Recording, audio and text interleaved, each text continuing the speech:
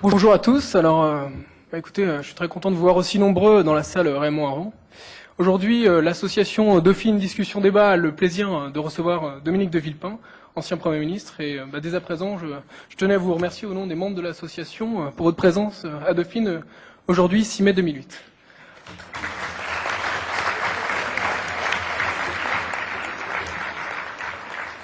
Permettez-moi juste, en réponse à votre parole introductive, de vous remercier, de dire que je suis très heureux d'être là, dans cette salle symbolique qui s'appelle Raymond Aron, qui fut jadis une salle de l'OTAN. Je forme un vœu, c'est qu'elle ne soit jamais que dévolue à Raymond Aron, à l'enseignement et à cette belle université, et qu'elle ne retrouve jamais son label d'antan, tant je suis convaincu que la France a une vocation d'indépendance qu'elle doit défendre.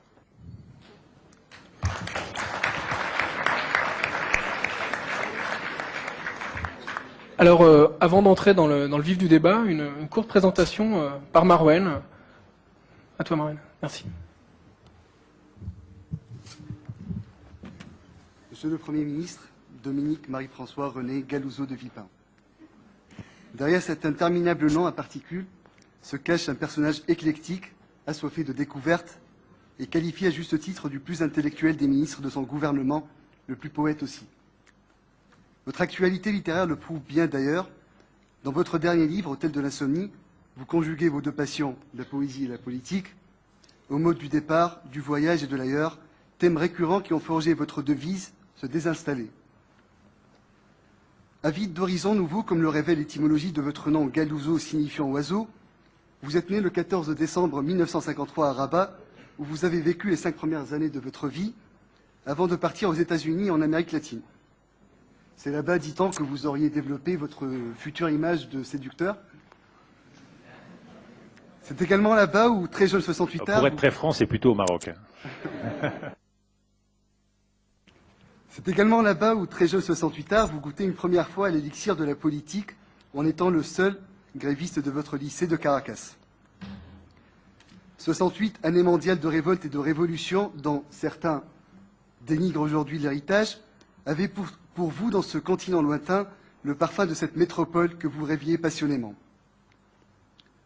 Après une année d'études littéraires à distance, vous revenez en France pour un parcours tout tracé, aux côtés de camarades de promo qui investiront à leur tour l'actuel paysage politique, Sciences Po d'abord aux côtés d'Ingrid Betancourt, puis l'ENA dans la promotion Voltaire, celle de Renaud Dandu de Vabre, de François Hollande et de Ségolène Royal, d'où vous sortez 25e, vos adversaires politiques d'aujourd'hui se classant respectivement 11e et 95e.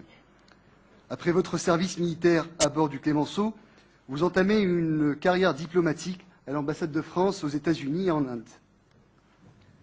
À 27 ans, votre chemin croise celui de Jacques Chirac, à qui vous vouez alors fidélité. Celui-ci vous fait tellement confiance qu'il acceptera en 97, alors que le gouvernement Juppé est en crise, votre proposition de dissoudre l'Assemblée nationale. Une proposition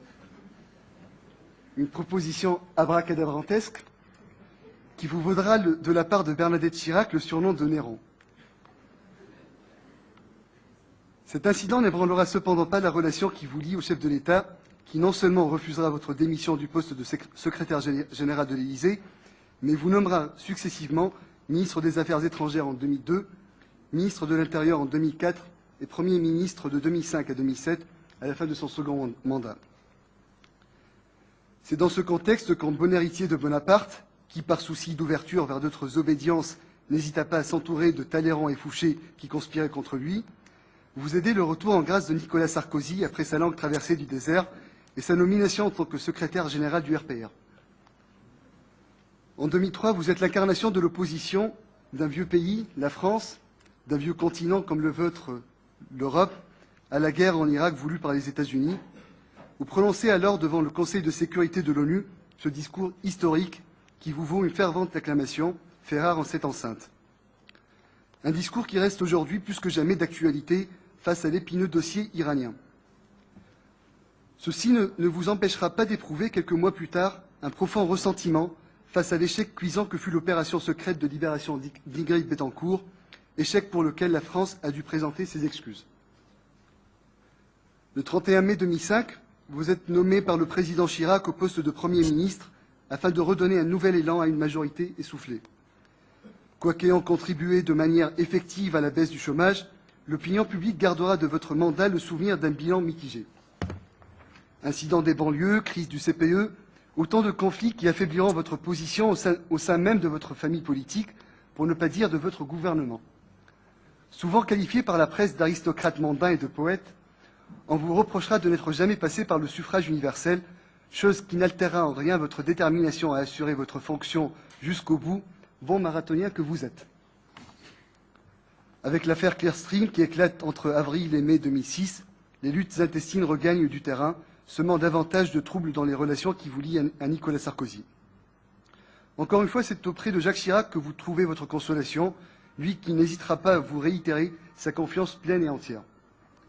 De toutes ces épreuves, vous sortez avec la profonde conviction d'avoir dignement servi votre pays, mais également avec un incommensurable sentiment d'amertume qu'illustrera votre épouse le jour de la passation du pouvoir, en arborant une veste dont les inscriptions multilingues expriment votre soulagement à quitter cet hôtel de l'insomnie.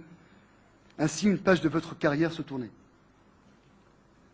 Parce que rester prisonnier d'un rôle serait trahir vos valeurs, loin de vous confiner dans un anonymat ou une retraite prématurée, vous revenez grâce à vos talents de juriste et à votre plume prolifique sur le devant de la scène. En janvier 2008, vous prêtez serment et devenez avocat au barreau de Paris. Les deux ouvrages qui viennent grossir votre longue bibliographie, Le Soleil noir de la puissance et Hôtel de l'insomnie, vous font reprendre le chemin des plateaux télé où vous ne vous contentez pas uniquement de parler littérature. En effet, réfractaire à l'idée d'aller guerroyer contre le reste du monde, vos engagements qui prennent des allures de plus en plus internationales visent à instaurer davantage de justice et à panser les plaies du monde dans le souci d'abolir toute forme de violence et de terrorisme. Poète, orateur, homme d'action, conquérant d'idées, passionné d'histoire et de littérature, voilà Dominique de Villepin. Que ces réformes ne fussent pas toutes d'une grande sagesse, la chose est indéniable. Il n'en reste pas moins un grand homme politique, et pas seulement par la taille.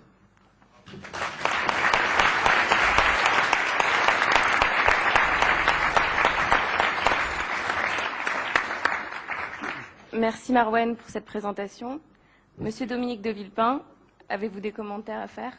D'abord à féliciter l'orateur qui a fait preuve de beaucoup de gentillesse et beaucoup de mansuétude. En général, les portraits qui sont faits dans la presse sont beaucoup moins flatteurs. Donc merci, ça me touche beaucoup. Un mot pour situer dans un contexte plus large l'engagement qui est le mien.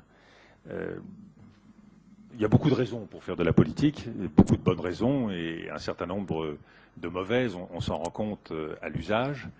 Mais il y a une chose dont je suis convaincu et que je veux partager avec vous. C'est que la politique, c'est incontestablement à la fois le lieu et le moyen d'accompagner un pays, d'accompagner un peuple dans le destin qu'il s'est choisi. Et d'écrire une page d'histoire qui n'est pas préécrite. Le destin des peuples n'est pas préécrit à l'avance, il ne s'écrit pas sans nous. Chacun d'entre nous a un rôle, une place, une partition à jouer. Et il est donc essentiel que nous soyons en permanent questionnement par rapport à la politique, par rapport au destin de notre pays. Et si j'avais une singularité à défendre sur l'échiquier politique, c'est que j'ai toujours privilégié les questions sur les réponses. Je pense qu'il est essentiel d'avancer à travers un questionnement, d'avancer à travers une inquiétude. C'est pour ça que j'ai appelé le livre Au sortir de Matignon que j'ai écrit sur ces 2 années Hôtel de l'insomnie, parce que ma conviction, c'est que ce sont les questions qui doivent nous guider. Alors on peut évidemment en permanence se soucier d'apporter des éléments de réponse, mais vous l'avez dit, on fait des erreurs en politique, on n'a pas toujours la sagesse qu'on pourrait souhaiter a posteriori, mais c'est la question qui nous sauve.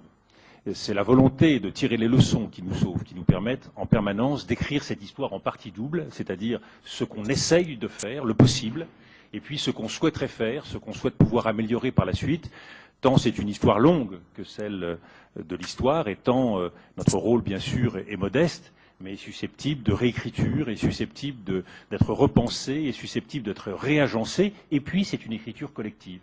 Donc on existe en politique à travers ce que l'on fait, On existe à travers ce que l'on pense, on existe à travers ce que l'on réussit, et on existe peut-être surtout à travers ce que l'on rate, parce que cela permet à soi-même et aux autres de faire mieux. Ce sont autant de passerelles, autant de ponts qui sont jetés. Bien sûr, il faut moissonner, c'est-à-dire réfléchir sur ce qui a été fait, bien ou mal fait, et à partir de là, constamment essayer de faire mieux. Je pense à 1 an du mandat de ce gouvernement, à 1 an du mandat du nouveau président de la République, c'est la seule question qui vaille. C'est pas tant de regarder en arrière avec nostalgie et de se dire, mon Dieu, que d'occasions ratées ou que de gâchis. C'est de se dire, comment peut-on faire mieux ?